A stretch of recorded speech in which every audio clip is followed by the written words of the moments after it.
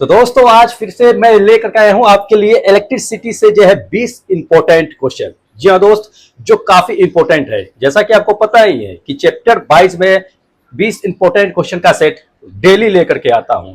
तो ठीक उसी तरह से आज भी 20 इंपॉर्टेंट क्वेश्चन का सेट लेकर के आया हूं जो आरआरबी टेक्नीशियन के लिए बहुत इंपॉर्टेंट है और आने की संभावना एग्जाम में बहुत ज्यादा है। समझ लीजिए किस चैप्टर से लाया हूं, तो आप देख लीजिए। इसमें जो आज मैं लाया हूं वो लाया हूं ट्रांसफार्मर, विद्युत सेल और चुंबकत्व। इन तीनों से आज 20 इंपॉर्टेंट क्वेश्चन सेलेक्ट करके लाया हूं। जी हाँ दोस्तों, अगर इन तीनों से क्वेश्चन आते हैं तो इससे बाहर कहीं नहीं जाएगा। जी हाँ दोस्त, बहुत इंपॉर्टेंट है। 20 इंपॉर्टेंट क्वेश्चन का सेट लेकर के आया हूं। आज जो सेट चलेगा दोस्त 35 जाएगा, सेट 35वां जाने वाला है। 34 सेट प्रोवाइड करा चुका हूं।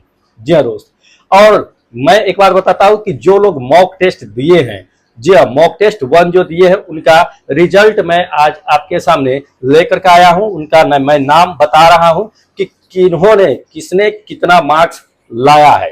तो उस हिसाब से आपको मैं बता देता हूं, बट पूरे का नाम बताना पॉसिबल नहीं है क्योंकि बहुत सारे कैंडिडेट हैं। तो आपको क्या है कि जो लोग दिए हैं वो लोग अपना रिजल्ट देखना चाहते हैं तो वो लोग पीडीएफ क्या है कि डाउनलोड करके अपना नाम देख सकते हैं। लिंक डिस्क्रिप्शन बॉक्स में दिया हुआ है, आप वहां से जाकर के लिंक पे और अपना पीडीएफ डाउनलोड कर लीजिएगा। उसमें आंसर भी रहेगा, जो मॉक टेस्ट दिए क्वेश्चन भी रहेगा। तो उससे आपको पता लग जाएगा कि आपने क्या गलत मारा है और क्या सही किया है। ठीक है, तो देखिए इसमें मैं सबसे पहले नाम बता देता हूं कि जिन्होंने मॉक टेस्ट दिया है उनका नाम देख लीजिएगा। इसमें सबसे टॉप पे जो है महिमा सागर करके हैं जो बहुत अच्छा मार्क्स गेन किए हैं। उसी के बराबर में आपका जो है मुकेश कुमार है, वो भी अच्छा मार्क्स गेन किए हैं। ठीक है, अब देखिए इसमें थोड़ा दिक्कत ये है कि महिमा जी इसमें अपना डिस्ट्रिक्ट मेंशन नहीं किए हैं, इससे हमें पता नहीं लग पाया कि आप कहां से हो। लेकिन मुकेश इन्होंने क्या किया है कि अपना डिस्ट्रिक्ट मेंशन किया है, ये पता चल रहा है कि इन्होंने कटिहार से दिया है। तो बहुत अच्छा आप लोगों ने मेहनत किया है और साइंस आपकी अच्छी है, पकड़ है, मेहनत कीजिए, टेक्नीशियन निकल जाएगी। जी हाँ दोस्त, साइंस से पकड़िए और मेहनत कीजिए, बिल्कुल निकलेगी। और दूसरे सब्जेक्ट पे भी फोकस करते रहिएगा। कुछ लोग बोलते हैं कि क्या साइंस ही केवल कमांड कर लेने से रिजल्ट आएगी, तो दोस्त साइंस जो है आपका जो है एक हथियार है, इसके बल पे आप रिजल्ट गिरा सकते हो। ध्यान रखिए इस चीज को, सिर्फ साइंस ही मार करके 40 नंबर पे आप रिजल्ट नहीं ला सकते हो। लेकिन हाँ, साइंस के बदौलत, साइंस के हथियार आपका एक ऐसा चीज है जिसके थ्रू आप रिजल्ट गिरा सकते हो। जिसका लोगों का साइंस स्ट्रांग होगा, स्वाभाविक है कि थोड़ा बहुत और सब्जेक्ट में भी मार सकते हैं। ऐसा तो नहीं है कि और सब्जेक्ट में 0 बटे सन्नाटा हो गया, ऐसा तो बिल्कुल नहीं है। तो इसलिए साइंस जिन लोगों का स्ट्रांग है आप रिजल्ट गिरा सकते हैं। और लोगों का भी इसमें नाम है, देख लीजिए। तो दीपक कुमार, ये भी बांका से है, तो बहुत अच्छा है। बहुत लोगों ने इसमें क्या किया कि डिस्ट्रिक्ट मेंशन किया है। ठीक है, तो इसी तरह से क्या कीजिए कि कम से कम डिस्ट्रिक्ट मेंशन कीजिए, अच्छा रहेगा। हमें बताने में भी सहूलियत रहेगा कि आप कहां से हो, मुझे जानने में भी खुशी होगी कि आप कहां से दे रहे हो मॉक टेस्ट। ठीक है, तो जितने भी है लिस्ट में देख लीजिए एक बार। ये नाम है, एक बार अपना नाम चेक कर लीजिए, डिस्ट्रिक्ट भी है इसमें। तो ये लोग जो है टेस्ट दिए, सबका नाम बताना पॉसिबल नहीं है, क्या है कि बहुत सारे लोग हैं। तो चलिए सभी लोग जो जो टेस्ट दे रखे मॉक टेस्ट, वो लोग डिस्क्रिप्शन बॉक्स में जा करके लिंक दिया हुआ है, वहां से अपना पीडीएफ डाउनलोड कर लीजिए। और दूसरा मॉक टेस्ट के लिए भी लिंक जो है डिस्क्रिप्शन बॉक्स में दिया हुआ है, आप वहां पे जाइए। और सेकेंड मॉक टेस्ट है लिखा हुआ, उसका लिंक भी डाला हुआ है, आप वहां से जा करके मॉक टेस्ट दीजिए। हाँ, नाम और डिस्ट्रिक्ट जरूर मेंशन कीजिएगा। ठीक है, तो चलिए आज जो 20 इंपॉर्टेंट क्वेश्चन दोस्त लेकर के आए हुए हैं, उसको हम क्या करते हैं कि आपको दिखाते हैं कि कौन कौन सा है। बहुत इंपॉर्टेंट है, वीडियो को क्या कीजिएगा कि स्किप मत कीजिएगा, शुरू से लेकर के अंत तक देखिएगा। और हाँ, जो लोग चैनल पे नए हैं, अभी तक सब्सक्राइब नहीं किए हैं, चैनल को सब्सक्राइब कर लीजिए, बेल आइकन को दबाकर ऑन कर लीजिए, ताकि जब भी वीडियो हम डालेंगे तब आपका नोटिफिकेशन आप तक पहुंच जाएगा और आप वीडियो आराम से देख सकते हो। ठीक है, और कलम कॉपी लेकर के बैठिएगा, क्वेश्चन और ऑप्शन जो बताएंगे उसको आप नोट करते चलिएगा। और जो हम बताएंगे उसे भी डिस्क्रिप्शन जो देंगे, आपको जो एक्सप्लेनेशन देंगे उसको भी आप लिखते चलिएगा, ताकि बाद में आपको क्या होगी, समझने में सहूलियत होगी। ठीक है, इंपॉर्टेंट है क्वेश्चन, बहुत इंपॉर्टेंट। जिसकी आने की संभावना बहुत ज्यादा होती है, इग्नोर मत कीजिएगा। चलिए शुरू करते हैं। आपको क्वेश्चन नंबर फर्स्ट से करते हैं दोस्त। क्वेश्चन नंबर फर्स्ट में दे दिया है कि चालक के टर्मिनल के बीच विभवांतर बनाए रखने के लिए कौन मददगार होता है, ये बताना है। जी हाँ दोस्त, अगर कोई टर्मिनल है, कंडक्टर है, कंडक्टर के टर्मिनल, टर्मिनल करने का मतलब क्या होता है, दो एंड के बीच में, तो उन दोनों के एंड के बीच में, टर्मिनल के बीच में क्या किया जाता है कि विभवांतर बनाए रखने के लिए उसमें क्या जोड़ दिया जाता है किसी भी कंडक्टर में, चालक में। ध्यान रखिएगा इस चीज को, समझिए, कई बार पूछा भी जा चुका है, ये क्वेश्चन इंपॉर्टेंट है। देखिए फर्स्ट नंबर ऑप्शन देख लीजिए, पहला नंबर ऑप्शन में दे दिया आपको कि प्लग कुंजी, दूसरा वोल्ट मीटर, तीसरा आपको दे दिया प्रतिरोध और चौथा आपको दे दिया बैटरी। क्या लगाते हैं? तो दोस्त ध्यान रखिएगा इस चीज को कि किसी भी कंडक्टर में टर्मिनल के बीच अगर पोटेंशियल डिफरेंस बना के रखना है, विभवांतर बना करके रखना है, तो उसमें हम क्या करते हैं कि बैटरी को ऐड कर देते हैं। ठीक है, तो ये फोर्थ नंबर मेरा बैटरी होगा। टिक नहीं मारेंगे, समझा करके जाएंगे, तो ध्यान रखिएगा इस चीज को, सिर्फ बैटरी समझा देते हैं कि कैसे है। देख लीजिए, ये जो है आपका एक सर्किट है, डायग्राम है, देख लीजिए, इसके बीच में क्या है कि आपका जो है एक बैटरी जोड़ दिया गया है। इससे क्या होता है ना कि आपको सर्किट में, ठीक है, सर्किट में या जो कंडक्टर होता है उसके बीच जो है बैटरी क्या करती है कि विभवांतर बना करके रखती है। विभवांतर कहने का मतलब है कि बैटरी क्या करती है कि अपने अंदर एनर्जी को स्टोरेज करके रखती है और समान रूप से आगे क्या करती है, प्रोड्यूस करती रहती है। तो एक इसमें क्या होता है कि धारा बना हुआ रहता है, इसलिए क्या किया जाता है कि बैटरी का इसमें यूज किया जाता है। जैसा कि आपको पता है कि बैटरी क्या करता है, बैटरी केमिकल एनर्जी को इलेक्ट्रिक एनर्जी में कन्वर्ट करता है। कभी कभी ये क्वेश्चन पूछा जाता है, पूछता भी है कि बैटरी किस रूप में किसको रूपांतरित करके देता है वो, तो ये क्या करता है, रासायनिक ऊर्जा को विद्युत ऊर्जा में बदलने का काम करता है। भूलिएगा नहीं, इंपॉर्टेंट है, पूछा भी जाता है ये, तो इससे जो आया है क्वेश्चन वो हम आपको बता देते हैं, इंपॉर्टेंट है, छोड़ना नहीं है। चलिए आगे हम आपको बताते हैं जो अगला क्वेश्चन जो इंपॉर्टेंट है। दूसरा नंबर क्वेश्चन देख लीजिए जो इंपॉर्टेंट है। एक बैटरी किसी बल्ब, ठीक है, एक बैटरी किसी बल्ब को क्या करती है, प्रकाशित कर देती है। ठीक है, तो इस प्रक्रिया में रूपांतरित किस प्रकार का हो रहा है ये बताना है।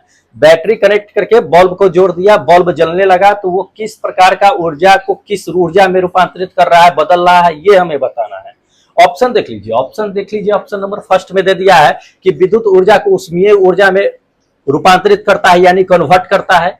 दूसरा आपको दे दिया है कि रासायनिक ऊर्जा को विद्युत ऊर्जा में कन्वर्ट करता है, रूपांतरित करता है।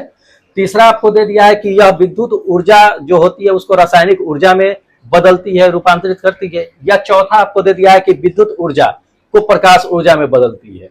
तो ध्यान रखिए इस चीज को, बैटरी क्या करती है, बैटरी के अंदर केमिकल एनर्जी होती है, लेकिन बैटरी से बल्ब जल रहा है, ध्यान रखिएगा इस चीज को। तो बैटरी क्या करती है कि इलेक्ट्रिक रूप में निकलती है, तभी तो उसको क्या करती है कि बल्ब को जलाती है, तो ध्यान रखिएगा। तो बैटरी से क्या हुआ, केमिकल जो है रिएक्शन करके जो है इलेक्ट्रिक में आया, तभी तो बल्ब जला ना। तो वो बल्ब जला तो किस वजह से जला, तो वो जो है विद्युत के वजह से जला।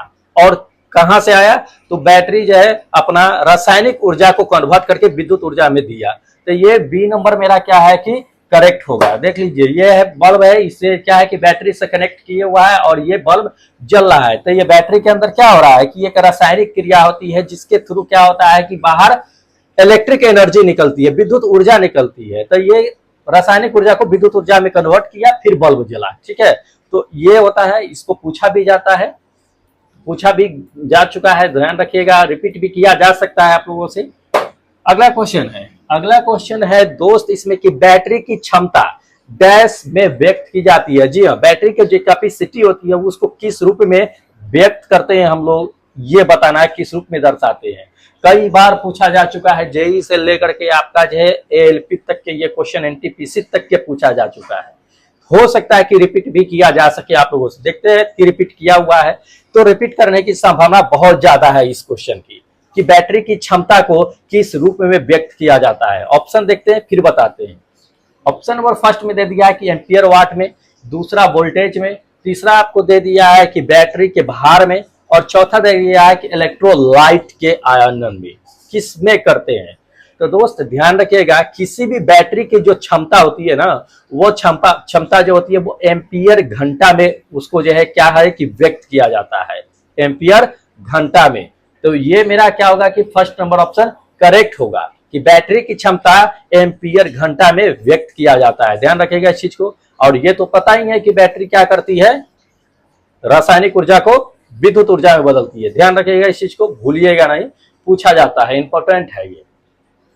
चलिए अगले क्वेश्चन पे लेकर के चलते हैं दोस्त। आपको अगला क्वेश्चन आपका दे दिया है इसमें कि इलेक्ट्रिक बल्ब में भरने के लिए निम्नलिखित में से किस गैस का यूज किया जाता है, किस गैस का प्रयोग किया जाता है। जी हाँ, अगर जो एक बल्ब होता है, बल्ब में किस गैस को भरते हैं और क्यों भरते हैं ये भी बताएंगे, सिर्फ गैस का नाम नहीं बताएंगे हम। ध्यान रखिए इस चीज को। तो ऑप्शन देख लीजिए, फिर हम आपको अच्छे तरह से समझा भी देते हैं। ऑप्शन नंबर फर्स्ट में दे दिया है कि H2N2 मतलब हाइड्रोजन और नाइट्रोजन भरते हैं बल्ब में, या दूसरा नंबर दे दिया है कि Ar और H2 मतलब आर्गन और हाइड्रोजन भरते हैं। तीसरा दे दिया है N2O2 नाइट्रोजन और ऑक्सीजन भरते हैं। चौथा दे दिया है कि आर्गन और जो है आपका नाइट्रोजन ये भरते हैं। तो जी हाँ दोस्त, हम क्या करते हैं कि बल्ब में नाइट्रोजन N2 और Ar यानी कि Ar और N2 नाइट्रोजन आर्गन यही गैस भरते हैं। क्यों भरते हैं ये भी समझ लीजिए। तो ये बल्ब है, ये बल्ब के अंदर क्या करते हैं कि दोस्त, इसमें जब बल्ब तैयार किया जाता है, ठीक है, किसी भी इंडस्ट्रीज में, तो उसमें बल्ब से क्या किया जाता है कि जितने भी हवा रहते हैं भरे हुए उसको निकाल लिया जाता है, निकाल करके कि निर्वात के रूप में बना दिया जाता है। उसको क्या चीज भरा जाता है, तो उसमें जो है निष्क्रिय गैस भरा जाता है। ध्यान रखिएगा इस चीज को, निष्क्रिय गैस। निष्क्रिय गैस कहने का मतलब होता है कि आर्गन और नाइट्रोजन गैस, ये निष्क्रिय गैस है। निष्क्रिय कहने का मतलब ये होता है कि ये गैस किसी से रिएक्ट नहीं करते हैं, अभिक्रिया नहीं करते हैं। अगर मान लीजिए कि इस बल्ब में ऑक्सीजन ही रहता है, ऐसे ही रह जाता और ये इस बल्ब को जला देते तो क्या होता। तो दोस्त ध्यान रखिए, इस बल्ब में क्या होता है कि टंगस्टन, ये जो फिलामेंट देख रहे हैं वो टंगस्टन का बना होता है। जब ये जलता, हीट होता, तो ये ऑक्सीजन से क्या करता कि अभिक्रिया करके ऑक्साइड बना देता है, ठीक है, और ये टूट जाता, भंगुर हो जाता है। इसलिए ये भंगुर टंगस्टन का ये जो देख रहे फिलामेंट, ये भंगुर न हो, इसलिए क्या किया जाता है, निष्क्रिय गैस भरा जाता है। निष्क्रिय मतलब कोई क्रिया न करे ऐसा गैस भरा जाता है इसमें। ध्यान रखिएगा। तो इसमें आर्गन और नाइट्रोजन भर दिया जाता है ताकि फिलामेंट न टूटे और लॉन्ग लाइफ बना हुआ रहे। ध्यान रखिएगा, इस फिलामेंट का जो होता है, ठीक है, तापमान उच्च होता है, गलनांक भी उच्च होता है, काफी प्रतिरोध होता है, काफी उच्च गलनांक होता है। काफी ज्यादा हीट होगा तभी गलेगा, ऐसे नहीं। जैसा कि आपको पता है 3000 से लेकर के 3500 डिग्री सेल्सियस तक के जो है क्या होता है कि खूब लाइट करता है। 3700 डिग्री सेल्सियस पे जाने पे टेम्परेचर क्या होता है कि ये फिलामेंट भंगुर हो जाता है। तो ये सब पता होना चाहिए, इंपॉर्टेंट है, पूछा भी जाता है ये और पूछ भी सकता है। चलिए अगले क्वेश्चन पे लेकर चलते हैं दोस्त। अगला क्वेश्चन आपको दे दिया है कि विद्युतीय बल्ब का सूत्र मतलब फिलामेंट, ठीक है, आमतौर पर टंगस्टन का क्यों बना होता है। देखिए क्वेश्चन तो दे दिया ना, कई बार पूछा हुआ है, ये भी देख लीजिए। दे दिया कि टंगस्टन का ही क्यों बना होता है, समझ लीजिए इस चीज को। टंगस्टन का बनाया, हो सकता है तांबा की भी बना तो देते हैं हम, एल्युमिनियम का भी बना देते हैं हम, सिर्फ टंगस्टन का ही क्यों बनाया जाता है, समझ लीजिए इस चीज को कि बल्ब का फिलामेंट। तो ऑप्शन देते हैं या चलिए पहले देख लीजिए, ये बल्ब ही देख लीजिए, इसके बाद समझा देते हैं, फिर ऑप्शन भी बता देते हैं। तो ये बल्ब है, बल्ब में क्या है कि आपको पता है कि टंगस्टन है, टंगस्टन का ही क्यों होता है फिलामेंट। हमें क्या है कि तांबा का भी तो फिलामेंट लगा सकते थे, या एल्युमिनियम का फिलामेंट लगा सकते थे, या तार होता है जो टीन उनका, उसका भी तो लगा सकते हैं, नहीं लगाते हैं। ध्यान रखिए क्यों नहीं लगाते हैं। ये जितने भी आपको बताए हैं, टीन, तांबा, एल्युमिनियम, सोना, चांदी, जितने भी होते हैं, उसका फिलामेंट इसलिए नहीं लगाते हैं दोस्त कि उसका प्रतिरोध कम होता है। किसके मुताबिक, टंगस्टन के मुताबिक। टंगस्टन का जो प्रतिरोध होता है काफी उच्च होता है, और जिसका जितना ज्यादा प्रतिरोध होगा वह उसमें विद्युत धारा प्रवाहित करने पर वह उतना ज्यादा हीट होगा, और जब हीट होगा तो उतना ज्यादा क्या होगा कि प्रकाश देगा। ध्यान रखिएगा इस चीज को।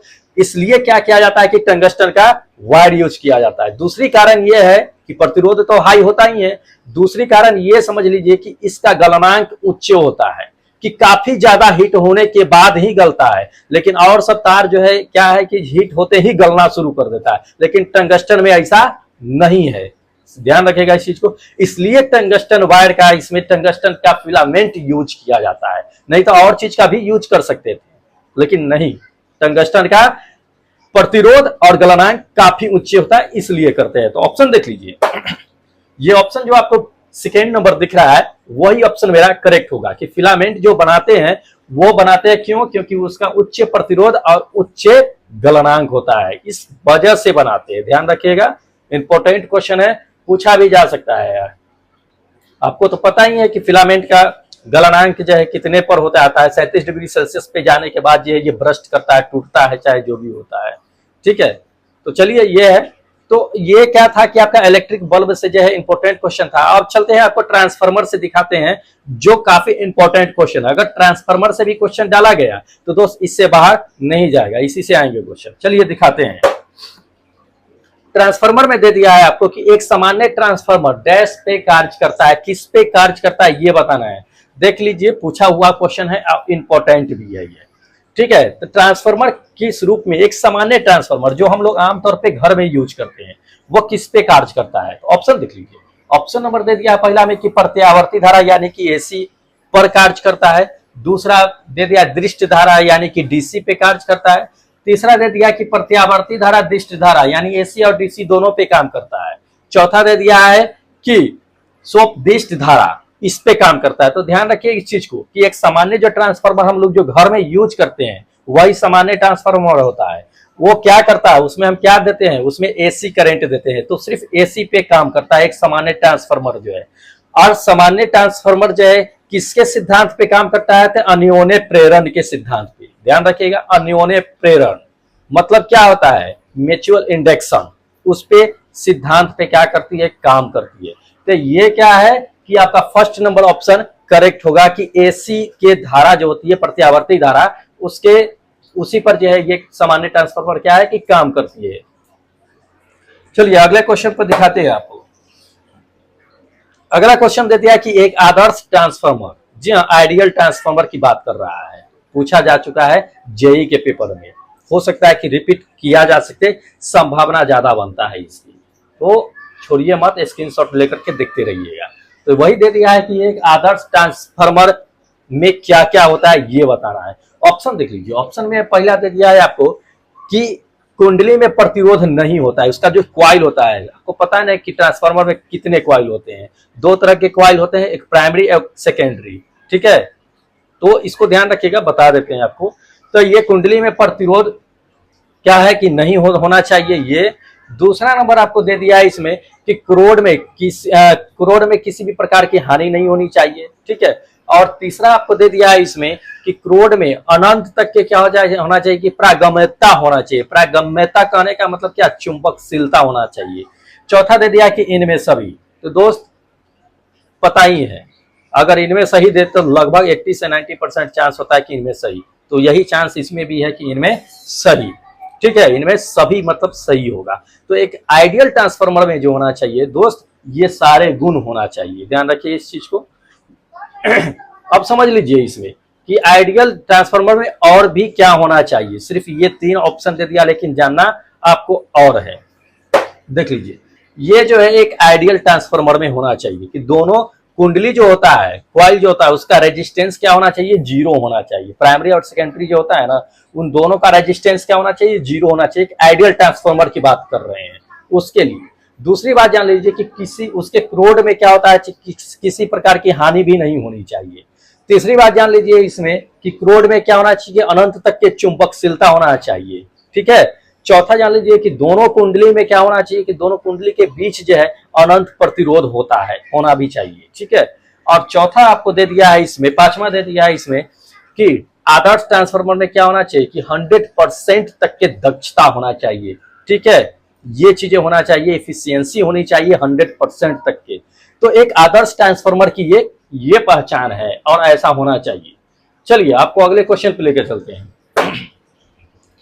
अगला क्वेश्चन आपको दे दिया है कि निम्नलिखित में से कौन सा ट्रांसफार्मर, ठीक है, का मूल अवयव नहीं है। जी हाँ, मूल अवयव नहीं है, मतलब ट्रांसफार्मर में ये कौन सा नहीं होता है ये बताना है हमें।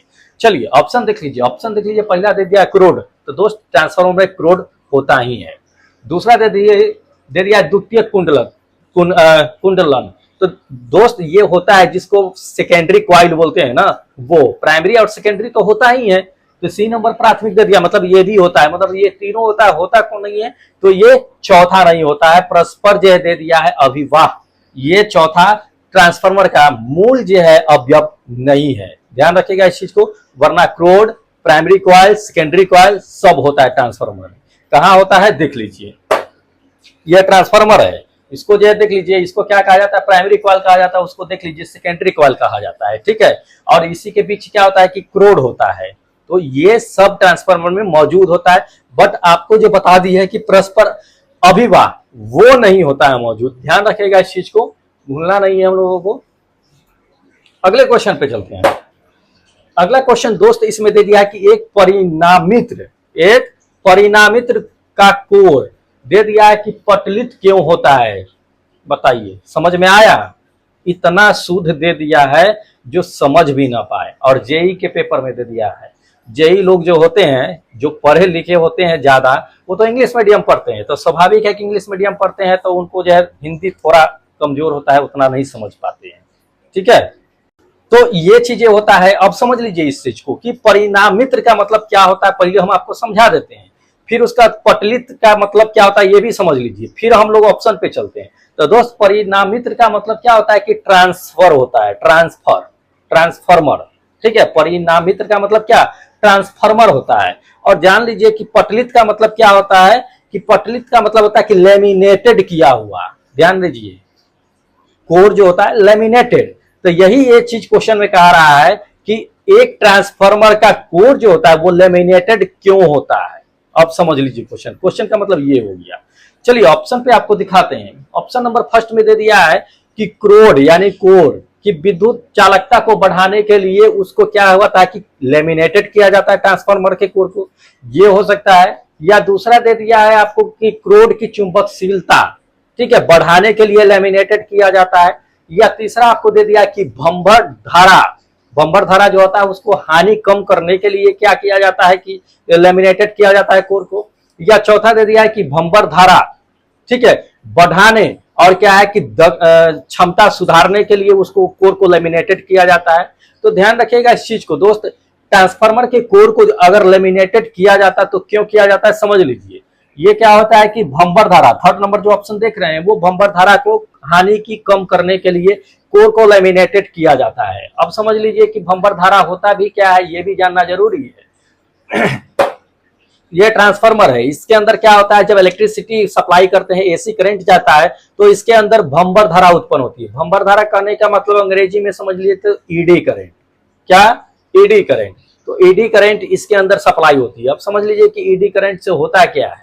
तो दोस्त इसमें क्या होता है कि जब हम क्या करते हैं कि ट्रांसफार्मर में करंट सप्लाई करते हैं तो इसमें क्या होती है कि हीट उत्पन्न होती है। हीट होने से क्या होती है कि आपका जो है एनर्जी लॉस होता है। वो एनर्जी लॉस क्योंकि परत बाई परत क्या होता है ट्रांसफार्मर का जो कोर बना होता है। अगर एक बार जो है पूरा परत बाई परत न बनाए तो क्या हो कि ज्यादा हीट हो सकता है और क्षति ज्यादा हो सकता है करंट का। इसलिए इसके कोर को क्या किया जाता है कि परत बाई परत डिवाइड करके लैमिनेटेड किया होता है कि उसमें अगर भंबर धारा उत्पन्न हो रही है, ईडी करंट उत्पन्न हो रही है तो उसको कम किया जा सके और कम लॉस हो सके, ठीक है, करंट की क्या हो सके, कम लॉस हो सके। इसलिए पट्टी के अकॉर्डिंग यानी पतली पतली क्या होता है कि पत्ती बनाई जाती है, उसी को मतलब लेमिनेट किया रहता है। तो ये चीजें होता है, समझ लीजिए इस चीज को, इंपॉर्टेंट है, भूलना नहीं है, कई बार पूछा जा चुका है क्वेश्चन। देख लीजिए अगला क्वेश्चन दोस्त इसमें दे दिया कि पावर ट्रांसफार्मर, ठीक है, कि कार्य प्रणाली का सिद्धांत किस सिद्धांत पे आधारित है ये बताना है। जी हाँ, पावर ट्रांसफार्मर जो होता है वो किस सिद्धांत पे काम करता है ये हमें बताना है। पूछा गया क्वेश्चन, इंपॉर्टेंट है, ध्यान में रखना है हमें, या पूछता भी है ये क्वेश्चन, कई बार हर जगह पूछता है। ऑप्शन देख लीजिए, ऑप्शन दे दिया है हुक के नियम पे काम करती है पावर ट्रांसफार्मर जो है, या दूसरा न्यूटन के नियम पे काम करती है, तीसरा दे दिया है कि आइंस्टीन के सिद्धांत पे काम करती है, या चौथा दे दिया है कि फैराडे के सिद्धांत पे काम करती है। तो ध्यान रखिएगा पावर ट्रांसफार्मर आपको तो बता दिया है कि अन्योन्य सिद्धांत पे काम करती है, अन्योन्य प्रेरण के सिद्धांत पे काम करती है। और ये अन्योन्य प्रेरण सिद्धांत किससे संबंधित है, तो ये जो है फैराडे के नियम से संबंधित है। ध्यान रखिएगा इस चीज को, फैराडे के नियम से। तो ऑप्शन मेरा क्या करेक्ट होगा, फैराडे के नियम। तो एक पावर ट्रांसफार्मर जो होता है क्या होता है, फैराडे के नियम यानी कि सिद्धांत पे काम करती है। ध्यान रखिएगा, इंपॉर्टेंट है, पूछा भी जा सकता है, आने की संभावना बनती है। वैसे जितने भी क्वेश्चन हम लेके आए वो सभी क्वेश्चन इंपॉर्टेंट है, आने के ही संभावना है उसकी, ध्यान रखिएगा। इसलिए छोड़िएगा मत, इग्नोर मत कीजिएगा। वीडियो शुरू से अंत तक के जितने भी क्वेश्चन मैंने दिया है दोस्त एक बार देख लीजिएगा, थोड़ा सा वक्त लगेगा, ज्यादा कुछ नहीं लगेगा आपका। चलिए अगला क्वेश्चन दोस्त, इसमें आपका जो है चैप्टर मैग्नेटिज्म से है। मैग्नेटिज्म से जो क्वेश्चन कुछ सेलेक्ट करके लाए हैं जो इंपॉर्टेंट है, इसमें और भी क्वेश्चन आएंगे, लेकिन कुछ ऐसे क्वेश्चन जो हमें सेलेक्ट करके लाए हैं जो काफी इंपॉर्टेंट है, ध्यान रखिएगा इस चीज को। पहला नंबर इसमें देख लीजिए, 11वां नंबर है ना मैग्नेटिज्म से। तो इसमें क्वेश्चन जो दे दिया है दोस्त इसमें कि फ्लेमिंग के बाएं हाथ के नियम, ध्यान रखिएगा, फ्लेमिंग के रूल्स अगर पढ़े हैं तो उसी पे क्वेश्चन है कि फ्लेमिंग के बाएं हाथ के नियम, अंगूठे मध्यमा उंगली के बीच जो है कितने डिग्री का कोण बनता है। बाएं हाथ के नियम पढ़े है ना, कि ये बाएं हाथ के नियम कितने डिग्री का कोण बनता है ये, तो दोस्त ये बनता है 90 डिग्री का कोण, ठीक है। ध्यान रखिएगा, फ्लेमिंग के बाएं हाथ के नियम में ये 90 डिग्री का कोण बनता है। तो ये ऑप्शन देख लीजिए, ऑप्शन मेरा क्या होगा कि ये फर्स्ट नंबर मेरा ऑप्शन करेक्ट होगा। अब समझ लीजिए इसमें कि बाएं हाथ में क्या होता है क्या नहीं होता है, ये भी जान लीजिए इस चीज को। तो ध्यान रखिएगा, तीन को उंगली जो मेरे पास में होता है, तीनों को परस्पर क्या फैलाते हैं, इस तरह से फैलाते हैं 90 डिग्री पर। तो क्या होता है कि एक 90 डिग्री तो बनता ही है। इसमें क्या होता है कि तर्जनी जो होता है वो विद्युतीय क्षेत्र की दिशा को दर्शाता है, ठीक है। मध्यमा जो होता है वो चालक की दिशा को दर्शाता है, और ये क्या होता है, अंगूठा जो होता है वो क्या दर्शाता है कि विद्युत धारा को दर्शाता है। ध्यान रखिएगा, ये तीनों उंगली, तो देख लीजिए ये फोटो, ये फ्लेमिंग के लेफ्ट हैंड रूल है। इसमें देख लीजिए, इसमें क्या है आपका, देख लीजिए उंगली कौन कौन जो है क्या क्या दिशा दर्शा रहा है, और 90 डिग्री के एंगल पे बना रहा है ये कौन, ठीक है।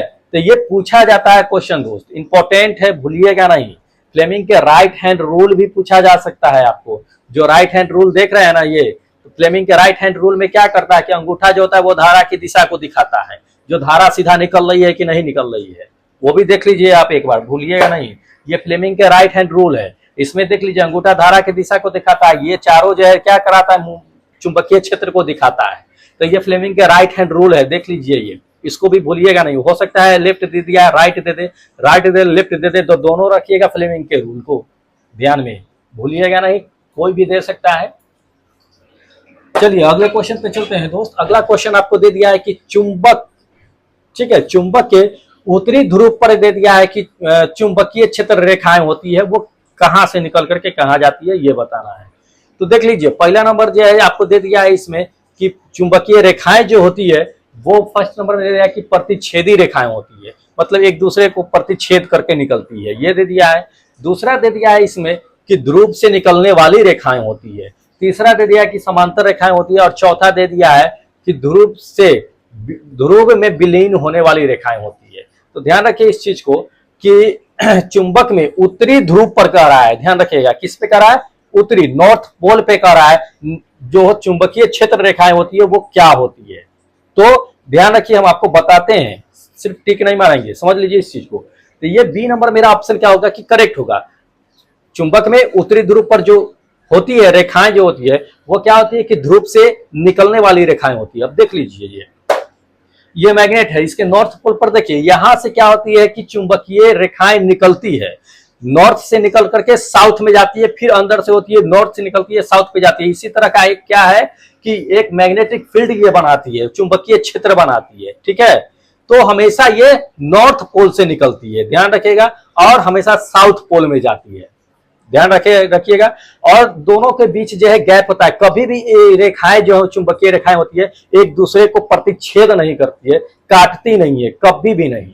सबसे ज्यादा चुंबक कहां पे होता है, तो दोनों ध्रुव पर ही सबसे ज्यादा चुंबकीय क्षेत्र होता है, ध्यान रखिएगा इस चीज को, इंपॉर्टेंट है। चलिए अगले क्वेश्चन पे आपको लेकर के चलते हैं हम। अगला क्वेश्चन है दो इंपॉर्टेंट है, चलिए अगला क्वेश्चन देख लीजिए। इसमें अगला क्वेश्चन दे दिया है कि डैश को परिवर्तित करके क्या है कि विद्युत चुंबक की जो है ध्रुवता जो है उत्क्रमित की जा सकती है। क्या की जाती है, कैसे की जाती है, ये बताना है। देख लीजिए किसको परिवर्तित करके। तो पहला नंबर दे दिया है आपको कि फेरों के बीच की दूरी, दूसरा नंबर दे दिया कि इससे प्रवाहित होने वाली धारा के परिणाम को, या तीसरा दे दिया है कि धारा की दिशा, और चौथा दे दिया है विद्युत चुंबकीय फेरों की संख्या। दोस्त किससे हम क्या कर सकते हैं कि आपका जो है परिवर्तित करके विद्युत चुंबकीय ध्रुवता को जो है उत्क्रमित कर सकते हैं। तो ध्यान रखिएगा इसमें क्या है कि थर्ड नंबर ऑप्शन सही होगा कि धारा की दिशा को परिवर्तित करके क्या कर सकते हैं, उसमें जो ध्रुवता की उत्क्रमित जो होती है उसको बदला जा सकता है। ध्यान रखिएगा इस चीज को, धारा को जहां कम करेंगे उसके अंदर क्या होता है कि चुंबकीय क्षेत्र कम हो जाएगा, धारा को जैसे बढ़ाएंगे चुंबकीय क्षेत्र क्या होता है कि बढ़ जाता है। तो धारा की दिशा क्या होता है, या तो उसको हम चेंज भी कर सकते हैं, तो धारा की दिशा चेंज करके उत्क्रमित कर सकते हैं ध्रुवता को जिधर उसका धारा जाएगा उधर उसकी ध्रुवता बनेगा। तो ये चीज है, तो उसकी दिशा को हम चेंज करके कर सकते हैं। और ये तो आपको पता ही है कि किसी भी जो है क्या होता है कि कंडक्टर में अगर हम इलेक्ट्रिक सप्लाई करते हैं तो उसके चारों ओर क्या होता है मैग्नेटिक फील्ड बनती है। तो वो बनेगी कहाँ, ध्रुव कहाँ होगी, जहां से निकलेगी जहां पे जाएगी वहां पे होगी। तो उसकी धारा की अगर दिशा चेंज कर देंगे तो वो चेंज हो सकता है। ठीक है, तो ये चीजें है। चलिए अगला क्वेश्चन पे लेकर के चलते हैं दोस्त। अगला क्वेश्चन आपका इंपॉर्टेंट है, दे दिया है कि शरीर के अंदर, ठीक है, उत्पन्न दुर्लभ चुंबकीय क्षेत्र का उपयोग करके विभिन्न अंगों को जो है क्या किया जाता है कि छवियां प्राप्त करने की प्रक्रिया को क्या कहा जाता है। जी हाँ दोस्त, ध्यान रखिएगा इस चीज को, चुंबकीय क्षेत्र, ठीक है, उत्पन्न करके शरीर में, तो ये जो होता है मेडिकल फील्ड में किया जाता है, वो क्या कहलाता है ये बताना है। तो ऑप्शन देख लीजिए फिर हम आपको बताते हैं। ऑप्शन नंबर फर्स्ट में दे दिया है कि ये सीटी स्कैन कहलाता है, दूसरा अल्ट्रासाउंड कहलाता है, तीसरा आपको दे दिया है कि MRI कहलाता है स्कैन जो होता है वो, या PTE स्कैन कहलाता है। ध्यान रखिएगा इसमें जो ऑप्शन होगा वो करेक्ट होगा थर्ड नंबर कि MIR जो होता है, MRI जो होता है स्कैन वो किया जाता है। ठीक है, वो भी क्या होता है कि चुंबकीय क्षेत्र शरीर के अंदर भेज करके और उसकी छवि प्राप्त की जाती है। वो किसके द्वारा, MRI के स्कैन के थ्रू ही किया जाता है। ध्यान रखिएगा, भूलिएगा नहीं ये चीजें। तो ये क्या होता है कि मेडिकल फील्ड में किया जाता है ये। देख लीजिए दोस्त, अगला क्वेश्चन इंपॉर्टेंट है, कहता है कि किसी चालक के चुंबकीय क्षेत्र के समांतर दिशा की गति करने पर इसमें क्या है उत्पन्न जो होता है EMF वो होगा, किस प्रकार की होगा EMF करने का मतलब क्या होता है, इलेक्ट्रिक मोटिव फोर्स, विद्युत वाहक बल। ध्यान रखिएगा इस चीज को। तो कभी कभी ये भी पूछ देता है उसका फुल फॉर्म, तो यही इसमें क्वेश्चन दे दिया है। तो इसमें ऑप्शन देख लेते हैं, ऑप्शन पे चलते हैं। ऑप्शन नंबर फर्स्ट में दे दिया है कि अनंत, दूसरा दे दिया है कि न्यूनतम, तीसरा आपको दे दिया है कि अधिकतम, और चौथा आपको दे दिया है दोस्त कि शून्य। तो ध्यान रखिएगा इस चीज को कि किसी चालक के अंदर अगर चुंबकीय क्षेत्र की समांतर दिशा में अगर क्या है कि गति पर है तो इसमें क्या होता है कि EMF जो उत्पन्न होगा वो जीरो होगा। ध्यान रखिएगा इसी पैरेलल में अगर जा रहा है, समांतर में जा रहा है, तो उसमें EMF जो होगा दोस्त वो क्या होगा, जीरो होगा, EMF नहीं उत्पन्न होता है। ध्यान रखिएगा इस चीज को, इंपॉर्टेंट है। अगला क्वेश्चन है, अगला क्वेश्चन आपको दे दिया है कि किसी धारावाही चालक के द्वारा उत्पन्न चुंबकीय क्षेत्र डैश होते हैं, किस प्रकार का होता है ये बताना है। किसी भी कंडक्टर से अगर क्या हो रहा है कि करंट उत्पन्न हो रहा है तो उस पे जो उत्पन्न होने वाला मैग्नेटिक फील्ड होता है वो किस तरह का होता है ये बताना है। ऑप्शन नंबर फर्स्ट में देख लीजिए, दे दिया है कि आकार में अर्धगोलाकार होता है, या दूसरा प्रतिच्छेदी रेखाएं होती है, या तीसरा दे दिया है कि एक दूसरे को क्या करती है कि समानांतर होती है, या सकेंद्रीय वृत्त होती है। तो ध्यान रखिएगा इस चीज को, ये जो ऑप्शन होगा दोस्त, ऑप्शन मेरा होगा करेक्ट होगा सकेंद्रीय वृत्त होता है। अब कैसे होता है ये भी समझ लीजिए। ठीक है, कि किसी धारावाही चालक का दिया है, ठीक है, चालक मतलब कोई कंडक्टर है, तो कंडक्टर है तो उसमें क्या होता है कि चुंबकीय क्षेत्र किस तरह का उत्पन्न होता है। देख लीजिए एक बार, ये क्या है कि ये आपका जो है एक कंडक्टर है, इसके चारों ओर क्या धारा प्रवाहित होता है, तो इसके चारों ओर देख लीजिए किस प्रकार का जो इसमें मैग्नेटिक फील्ड बन रहा था, एक सर्कल आकार का बन रहा है, समवृत्तीय मतलब एक ही वृत्त पे कई सारे जो है मैग्नेटिक फील्ड बन रहे हैं एक ही सर्कल के सेंटर पे होते हुए। ध्यान रखिए, समकेंद्रित किसे कहते हैं, एक ही सेंटर पे कई वृत्त बन जाए उसे सकेंद्रित कहते हैं। तो इसको जब खड़ा कीजिएगा तो आपको क्या लगेगा कि एक ही वृत्त पे क्या है कि जो है ये बहुत सारे वृत्त बने हुए हैं। ठीक है, तो ये होता है सकेंद्रीय वृत्त। इस पे क्या होता है कि ये जो है चुंबकीय क्षेत्र उत्पन्न होता है। ध्यान रखिएगा, इस चीज को भूलिएगा नहीं। अगला क्वेश्चन पे लेके चलते हैं। अगला क्वेश्चन दोस्त इसमें दे दिया है कि क्षण चुंबक के भीतर, ठीक है, क्षण चुंबक के भीतर क्या आता है कि चुंबकीय क्षेत्र रेखाएं की दिशाएं क्या होती है ये बताना है, ठीक है, चुंबकीय क्षेत्र की दिशा क्या होती है ये बताना है क्षण चुंबक के अंदर। तो ऑप्शन देख लीजिए, फिर आपको हम बताते हैं। ऑप्शन नंबर फर्स्ट में आपको दे दिया है कि मध्य भाग के में क्या होता है कि सभी ओर होता है मैग्नेटिक जो फील्ड रेखाएं जो होती है वो। दूसरी नंबर दे दिया है इसमें कि उत्तरी ध्रुव से निकल करके यह दक्षिणी ध्रुव की ओर जाती है। तीसरा दे दिया है कि नहीं, ये दक्षिणी ध्रुव से निकल करके उत्तरी ध्रुव की ओर जाती है। चौथा इसमें दे दिया है कि यह मध्य भाग से केवल क्या करती है कि उत्तरी भाग की ओर जाती है। तो ध्यान रखिएगा इस चीज को, मध्य भाग उत्तरी भाग कुछ नहीं होता है। इसमें जो ऑप्शन होगा वो करेक्ट होगा थर्ड नंबर, कि यह दक्षिणी ध्रुव से निकल करके हमेशा उत्तरी ध्रुव में जाती है, ठीक है। क्षण चुंबक देख लीजिए, तो एक ये मैग्नेट है, क्षण चुंबक ही ले लीजिए। इसमें हमेशा क्या होती है कि मैग्नेटिक फील्ड जो निकलती है दोस्त, वो क्या होता है कि दक्षिणी ध्रुव से निकल करके हमेशा क्या करती है कि उत्तरी ध्रुव में प्रवेश करती रहती है, ठीक है। और ये क्या है कि एक बंद वक्र बनाती है ये, और ये रेखाएं कभी एक दूसरे को नहीं काटती है। सबसे ज्यादा चुंबक कहाँ पे बनता है, चुंबकीय इसकी पावर जो होती है वो दोनों ध्रुव पे बनती है। तो ध्यान रखिएगा इस चीज को, इंपॉर्टेंट है। अगले क्वेश्चन पे लेकर के चलते हैं दोस्त। अगला क्वेश्चन इसमें दे दिया है कि किसी धारावाही चालक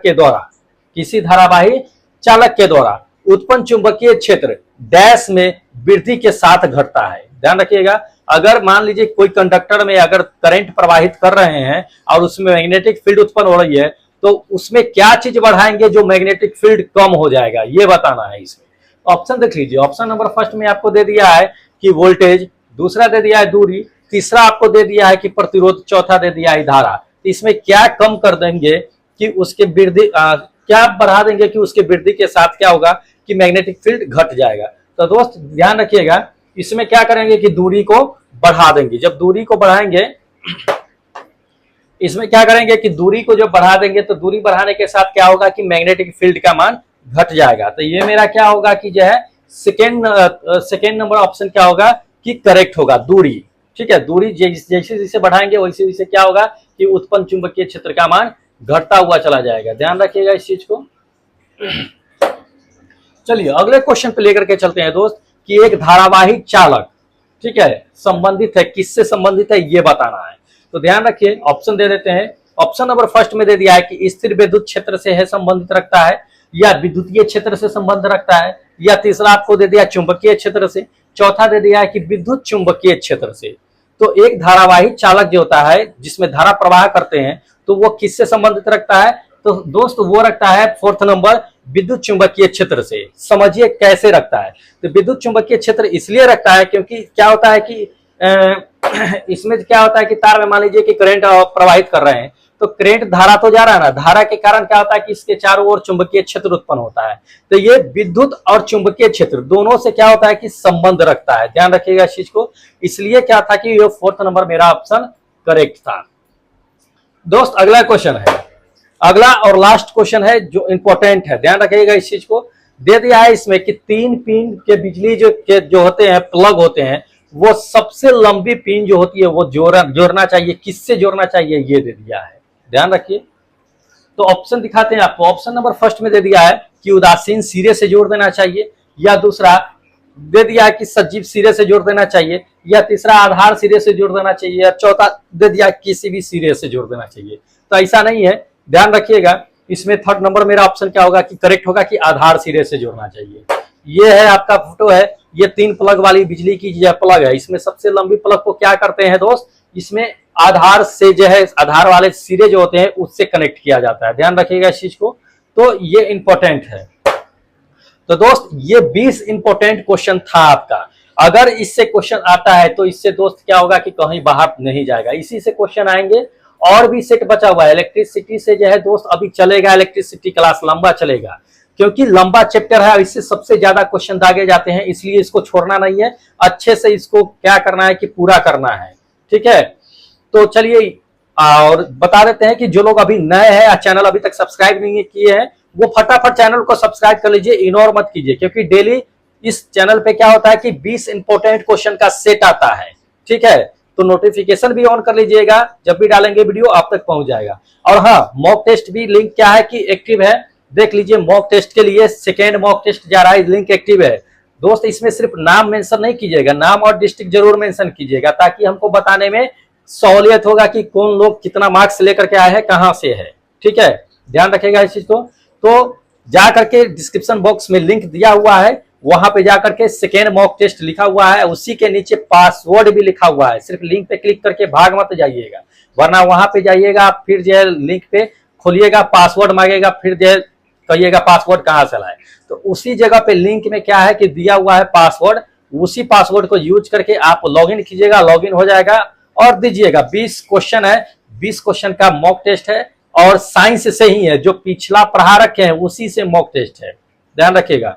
तो आपको एक तो रिवाइज होते रहेगा पीछे जो पढ़ा दिए उस मॉक टेस्ट के थ्रू, और आप भी जो हम वीडियो दे रहे हैं उसके थ्रू भी आप पढ़ते रहिएगा। ठीक है, तो चलिए फटाफट जाकर के लिंक में जाकर के मॉक टेस्ट दीजिए, फिर हम मिलते हैं एक नए वीडियो के साथ।